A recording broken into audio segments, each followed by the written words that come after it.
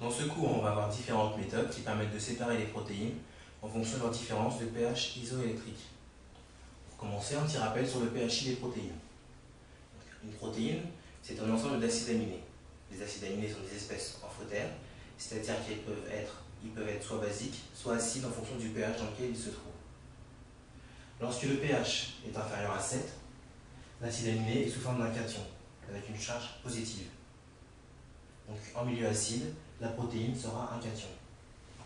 Lorsque le pH est supérieur à 7, l'acide aminé est sous forme d'un anion avec une charge négative.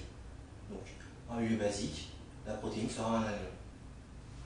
Par contre, lorsque le pH est égal à 7, donc un pH neutre, l'acide aminé possède une double dissociation, à la fois une charge négative et une charge positive. On appelle cette ion un zwitterion. À pH 7, cependant, il existe deux acides aminés acides qui sont l'aspartate et le glutamate, et trois acides aminés basiques, l'histidine, la lysine et l'arginine.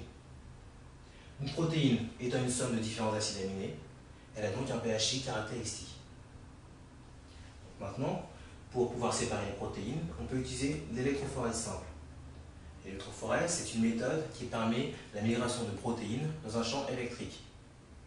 Le dispositif se compose d'une solution tampon, avec 2 électrodes, d'un gel d'acétate de cellulose ou d'agarose qui permet la migration des protéines.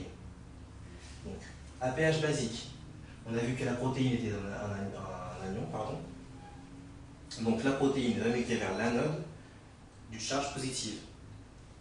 À pH acide, la protéine est un cation, donc elle migrera vers la cathode négative.